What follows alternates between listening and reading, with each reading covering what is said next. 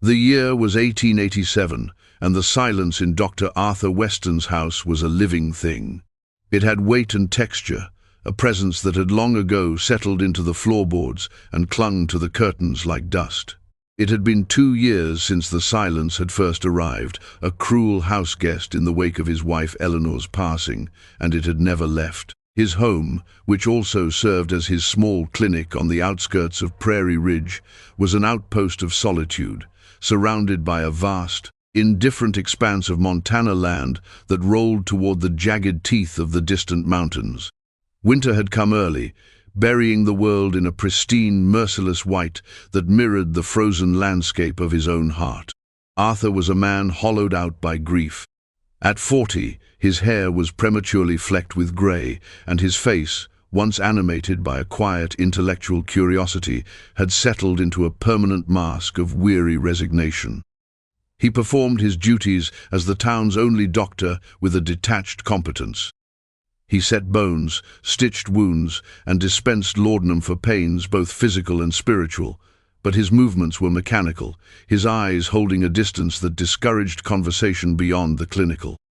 The man he had been, the husband who had loved Eleanor's laughter, the doctor who believed in healing not just the body, but the spirit, had died with her. What remained was a shell, animated by little more than memory and routine. The routine was his only shield against the crushing weight of the silence. Mornings were for reviewing his medical journals, the crisp turn of a page, the loudest sound in the house. Afternoons were for patience, if any braved the journey to his door. Evenings were the hardest. They were for staring out the window as the sky bruised into nightfall, watching the snow-laden pines become black silhouettes against a sea of stars. It was in these hours that the memory always returned, sharp and undulled by time. It was the memory of a different road, 2 years prior. The lurch of the stagecoach, the sudden, terrifying shout, a figure in the road, masked and holding a pistol with an unnerving stillness. The air had crackled with a cold authority. He remembered Eleanor's hand clutching his, her knuckles white. He had tried to be brave for her, to shield her.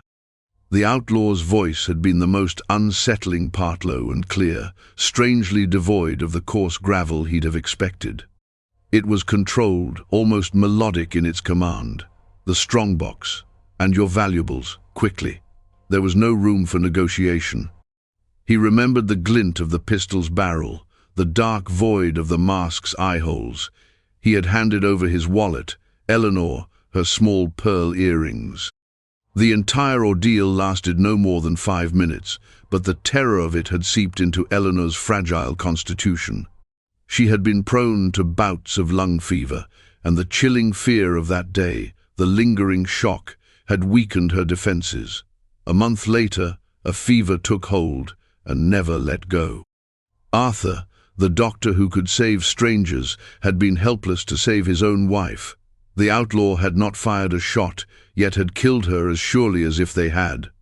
Now, he lived with that memory, with the ghost of his wife and the specter of a faceless, nameless thief. He had built his fortress of solitude, and he intended to live out his days within its walls, disturbed by nothing and no one. But the land, like life itself, was not given to honoring such intentions. The knock on the door was frantic, a violent assault on the house's profound quiet. It was well past midnight, and a blizzard was savaging the landscape, the wind howling like a thing grieving. Arthur pulled on his robe, his initial irritation giving way to the familiar sense of professional duty. He opened the door to a blast of ice and snow, and the spectral figure of a young ranch hand from the McBride place, his face raw from the wind. "Dr. Weston," the boy gasped, his words torn away by the gale. "The stage. It went off the road down in Miller's Ravine. The storm, it's gone." A cold dread, separate from the freezing air, settled deep in Arthur's bones. He dressed quickly, his hands moving with practiced efficiency, grabbing his heavy coat and the worn leather medical bag that was an extension of his own arm. The ride to the ravine was a treacherous battle against the elements. The wind drove the snow into a blinding curtain, and the world was reduced to the small, bobbing circle of light from his lantern. The scene at the bottom of the ravine was a tableau of chaos and death. The stagecoach lay on its side like a slaughtered beast, its wheels pointing uselessly toward the tumultuous sky. The driver and the other two passengers, a well-dressed man from back east and a local prospector, were gone, their bodies broken by the fall. He checked them all, a grim and futile exercise against the brutal finality of their injuries. It was as he was about to give up, to surrender to the storm and the tragedy, that his lantern light caught something. A flash of pale skin against the dark, snow-dusted upholstery inside the wrecked coach. Partially buried under a pile of luggage and splintered wood was a woman. Her face was a mess of bruises and cuts, one side swollen and purpled, but even through the blood and the grime, he could see she was beautiful. Long, dark hair was fanned out in the snow, like spilled ink. He felt for a pulse at her neck, his fingers numb with cold. It was there, faint, thready, but undeniably present. A flicker of life in a gallery of death. There was a deep gash on her temple, the source of most of the bleeding. A severe head injury, he diagnosed instantly. She was unconscious, lost to the world. He searched her pockets and her simple reticule for some form of identification, but found nothing, no name, no destination. She was a ghost, delivered to him by the storm. Getting her out of the wreckage and onto his horse was a Herculean task that left him gasping for breath, his muscles screaming in protest. The ride back was a slow, perilous journey, with Arthur holding her limp body in front of him, shielding her from the worst of the wind with his own. The unconscious weight of her in his arms was a strange and unsettling feeling. It had been so long since he had held anyone. He had brought a stranger into his fortress, and as he laid her down on the patient bed in his clinic room, the silence of the house seemed to recede, pushed back by the sound of her shallow breathing. His world, so carefully ordered in its misery, had just been irrevocably broken. For a week, the woman did not wake. She existed in a deep, silent world between life and death, and Arthur became her sole anchor to the living. The rhythm of his days was no longer his own. It now revolved around her. He cleaned and stitched the gash on her temple with meticulous care. He washed the blood and grime from her face and hands, revealing the fine lines of her features and the unexpected calluses on her palms and fingers, the hands of someone who knew hard work, not a delicate lady of leisure.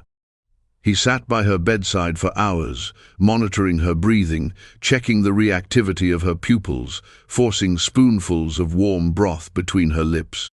The tasks were clinical, the rote movements of a physician, yet they felt profoundly different. Tending to this nameless woman forced an intimacy upon him, a physical connection that was both unnerving and, to his shame, strangely welcome. He had to turn her every few hours to prevent bed sores, his hands learning the shape of her shoulders, the line of her back. He found himself speaking to her, his voice hoarse from disuse. He would read passages from his medical texts aloud, not for her benefit, but for his own, to hear a human voice in the suffocating quiet. The cranial nerves are a set of 12 paired nerves that arise directly from the brain. He'd murmur, the words sounding absurd in the stillness. Yours have suffered quite a shock, it seems. He was observing her, not just as a doctor assesses a patient, but as a man studies a mystery. Who was she? Where had she come from? What sorrows or joys had drawn the faint lines around her eyes? In her unconsciousness, she was a blank canvas, and he found himself projecting a narrative onto herowoman fleeing a difficult past, perhaps seeking a new start.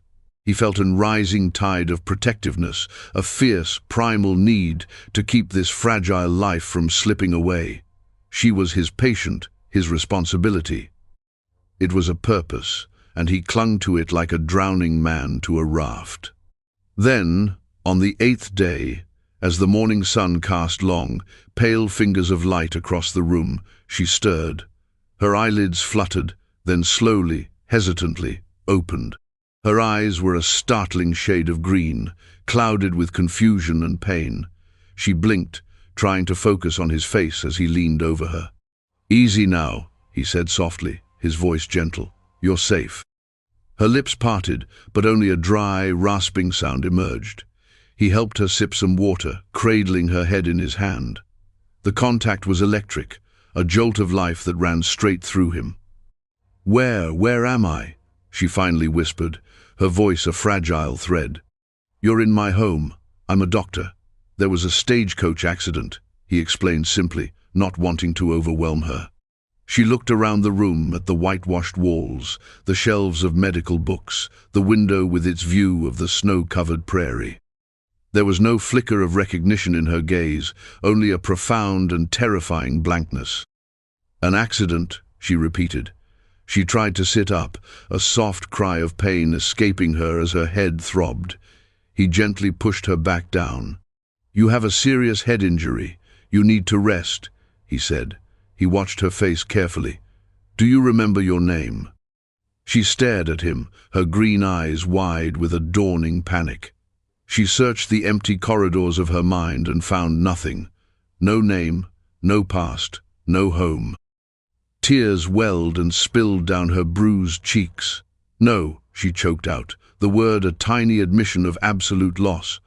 I don't remember anything." Her amnesia was a wall between her and her past, and in the weeks that followed, Arthur found himself grateful for it. He gave her a name, a simple one to anchor her. "We'll call you Jane for now," he had said, and she had accepted it with a quiet nod. Her vulnerability was absolute. She was a child in a woman's body, relearning the world from the confines of his small house. As her physical strength returned, so did a quiet, resilient spirit. She began to move about the house, her steps still tentative, her hand often going to her temple, where the scar was a pale pink line. They fell into a new routine, a domestic rhythm that felt both strange and deeply natural. He would cook their simple meals, and she would sit at the table, watching him with a silent intensity. Soon, she began to help, her movements growing more confident. She swept the floors, her brow furrowed in concentration. She mended one of his shirts, her stitches small and neat, betraying a familiarity with the task that her mind could not recall. The silence in the house was replaced by the soft sounds of their shared existence, the clink of utensils, the rustle of her dress, the low murmur of their sparse conversations.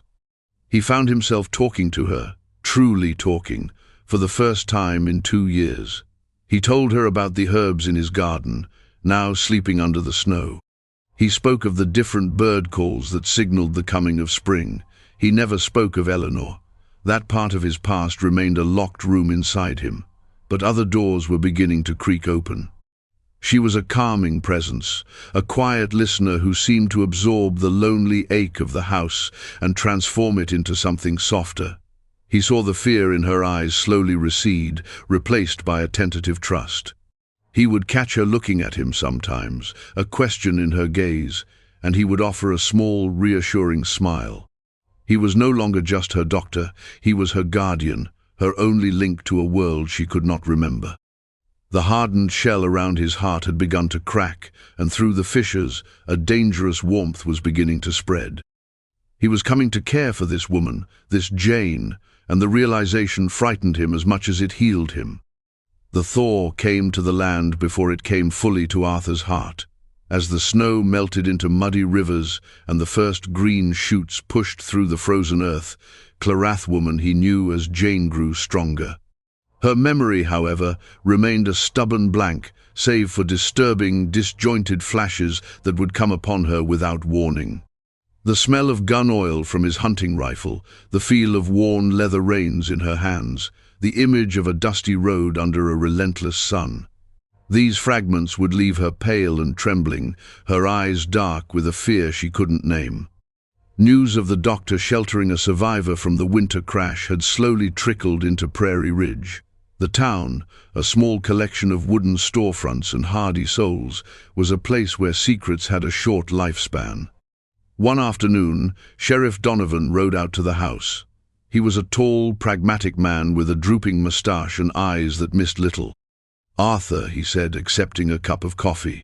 His gaze flickered toward Clara, who sat quietly by the hearth, her hands clasped in her lap.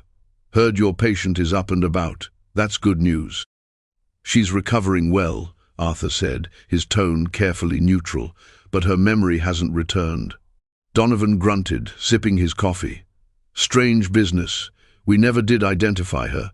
Funny thing is, there's been talk." He lowered his voice slightly. "About that string of stagecoach robberies last year. The Pinkertons believe the outlaw, a nasty piece of work they call Sea Hale, might have been on that coach. Maybe trying to skip the territory with a big score." Arthur felt a chill run down his spine that had nothing to do with the spring air. He kept his face impassive. "An outlaw? On that stage?" "Just a theory," the sheriff continued, stroking his mustache.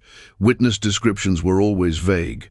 Some said the thief had a slender build, moved fast. A few even swore the voice sounded, well, not like a man's, probably nonsense." He glanced at Clara again, his expression unreadable. "Just keep your eyes open, Arthur. A woman traveling alone with no name, it pays to be careful." After the sheriff left, a seed of poison had been planted in the fragile soil of Arthur's newfound peace. He started watching her. He saw the way her body was poised, a kind of coiled readiness even in repose. He noticed the sharp, assessing way her eyes would sweep over a room. Was the vulnerability he had nursed an elaborate act? Was the amnesia a convenient lie? The memory of the robbery, of that cold, commanding voice, echoed in his mind. He tried to imagine it coming from her lips, but the thought was a dissonance he couldn't resolve. The woman who hummed softly while kneading bread dough could not be the same person who had terrorized him and his wife. His suspicion manifested as a subtle withdrawal. He grew quieter, the easy companionship they had built now, strained with an unspoken tension. Clara felt the shift immediately. The warmth in his eyes was replaced by a guarded watchfulness. The air between them grew thick with things unsaid. "Is something wrong, Doctor?" she asked one evening, her voice small. Have I done something to displease you?"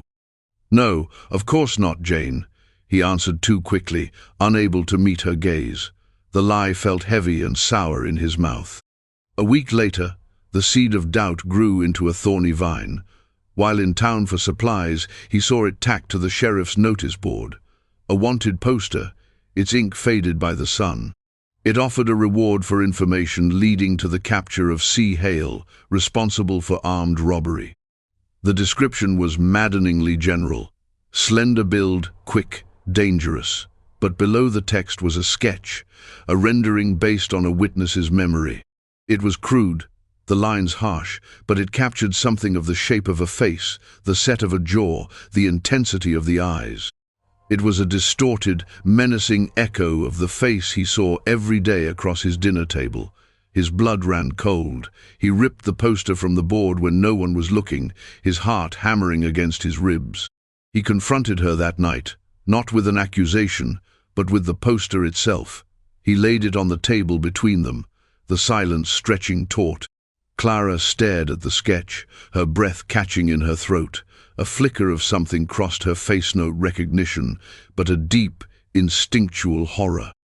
They think this might be the person who was on the stagecoach," Arthur said, his voice flat, devoid of emotion. "An outlaw." She looked from the drawing to his face, her eyes pleading. You can't think that's me," she whispered, shaking her head. "I could never be that." He wanted to believe her. Every fiber of his being screamed at him to trust the woman he had cared for, the woman who had painstakingly stitched his life back together without even knowing it. But the ghost of Eleanor stood between them, her memory a silent, judging presence. He was torn between the man he was becoming and the man he had been, between the possibility of a future and the unshakable grip of the past. The trigger was something small, mundane. It was a week later, on an evening when a fragile peace had tried to resettle over the house. Arthur was cleaning his medical instruments, the polished steel glinting under the lamplight. Clara was watching him from her chair by the fire when his hand brushed against a silver buckle on his bag. The specific way the light caught the metal, a sudden, sharp flash, was like a key turning a lock in the rusted vault of her mind. A torrent of images flooded her, the jostle of a galloping horse, the rough texture of a canvas mask against her skin, the heavy, familiar weight of a Colt peacemaker in her hand. Faces swam before her eyes, frightened, angry, pleading, and then one face became brutally clear, a man with kind eyes filled with terror, shielding a pale, fragile woman beside him. She saw his face, the face of the doctor who had saved her life, and she recognized him not from the past few months, but from a dusty roadside 2 years ago. The realization struck her with the force of a physical blow. The money from that robbery, the one that had been meant to buy her passage to a new life, to freedom from a past she was desperate to escape. It was his wife, the pale woman. Had she been there? She had. Oh God, she had been there. The name came back to her lips, a bitter taste. Clara. My name is Clara Hale. She stood up, her chair scraping harshly against the floor. Arthur looked up, startled by the sudden noise. He saw her face, ashen and stricken, her green eyes wide with a horror so profound it stole his breath. "Jane," he asked, his voice laced with alarm. "What is it?" She shook her head, a strangled sob caught in her throat. She couldn't live with his kindness for one more second. It was a fire, scorching her from the inside out. She had to extinguish it with the truth.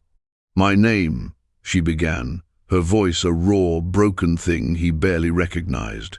"It's Clara." She took a shaky step toward him, her hands clenched into fists at her sides. "Clara Hale." She watched his face, saw the flicker of confusion before the dawning, sickening understanding.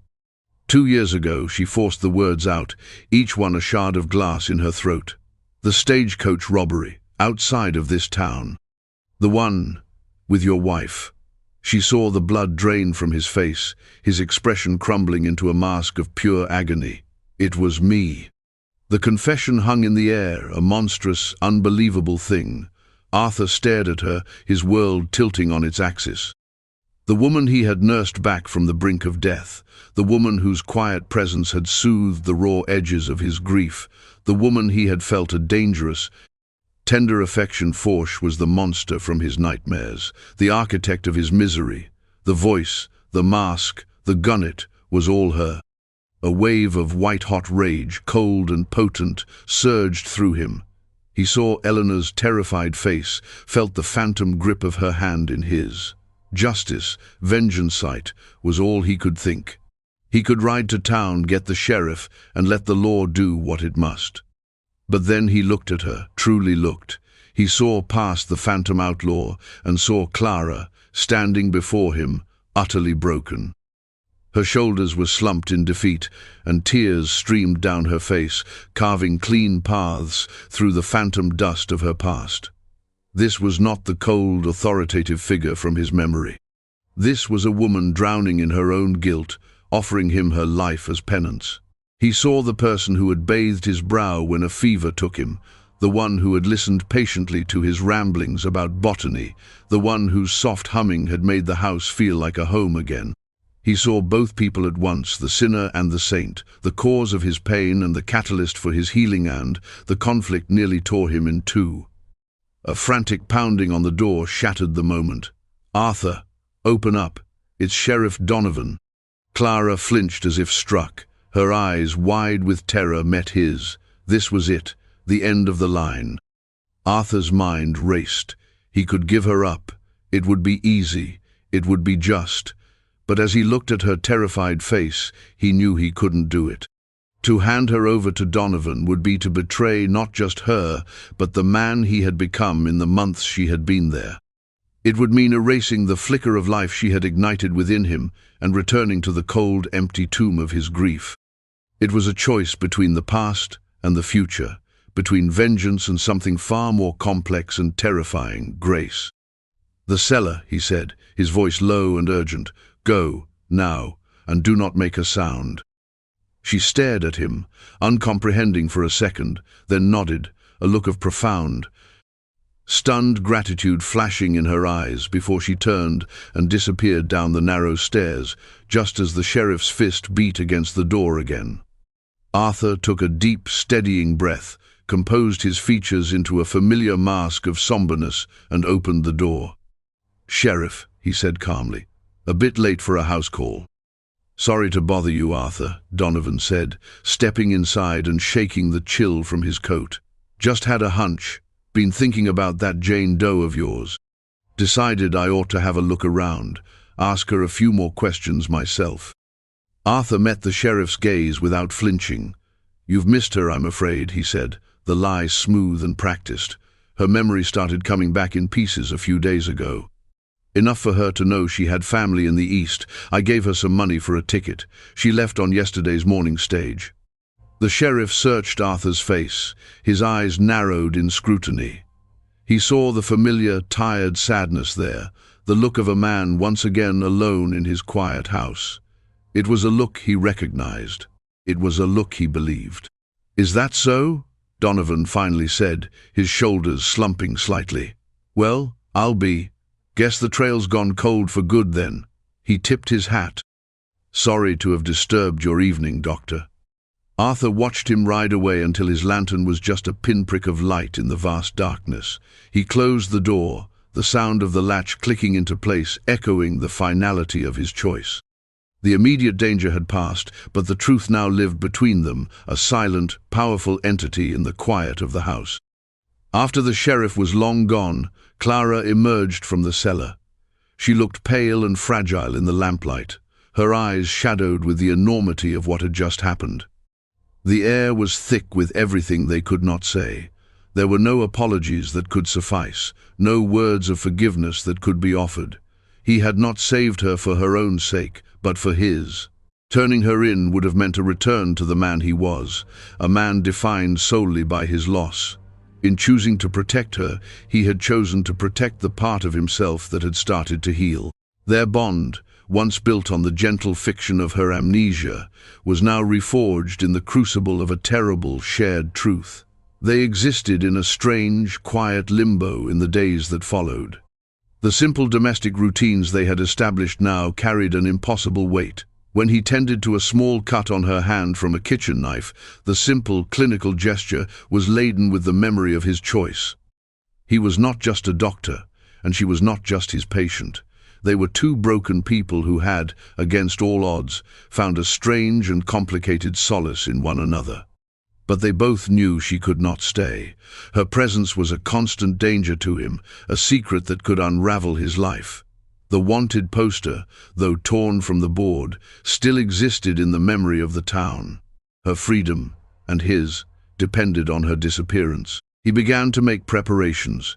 He gathered money far more than he had told the sheriff and packed a bag with durable food, a compass, and a change of clothes. He mapped out a route for her, one that would take her north into the territories, far from the reach of the law in Montana, where a woman with a haunted past might truly begin anew. Their farewell took place just before dawn on a cool, clear morning. The sky was a soft, pearlescent grey, pregnant with the promise of a new day.